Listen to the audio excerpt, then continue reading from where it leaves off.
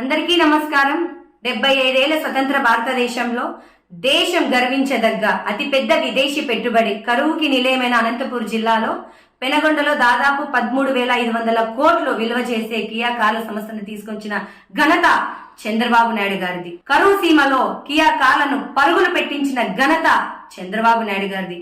జగన్మోహన్ రెడ్డి ఈ 4 ఏళ్లలో నువ్వు ఎన్ని కంపెనీలు తీసుకొని వచ్చావు? కియా అనుబంధ సంస్థలైన 18 కంపెనీలను తరిమి కొట్టావు. మీ ఎమ్మెల్యేలు, మీ ఎంపీలు కియా సంస్థ ప్రతినిధులను బెదిరిస్తూ వాటాలను అడుగుతున్నారు. కియా సంస్థ ద్వారా 18,000 మంది యువతకు ఉపాధి కల్పించింది మా చంద్రబాబు నాయుడు గారు. చంద్రబాబు నాయుడు గారు అధికారంలో ఉన్నప్పుడు 10 లక్షల మందికి ఉద్యోగాలు కల్పించారు. ఈ 4 ఏళ్లలో 8 లక్షల ఉద్యోగాలు తరిమి కొట్టావు. పెనగొండను దనకొండగా చేసింది చంద్రబాబు నాయుడు గారు. పేదల భూములు లాక్కొని కబ్జాలు చేసింది జగన్మోహన్ రెడ్డి. ఆంధ్రప్రదేశ్ ని ఆటోమొబైల్ హబ్ గా మార్చిన ఘనత తెలుగుదేశం పార్టీదైతే ఆంధ్రప్రదేశ్ ని గంజాయి హబ్ గా మార్చింది ఈ జగన్మోహన్ రెడ్డి.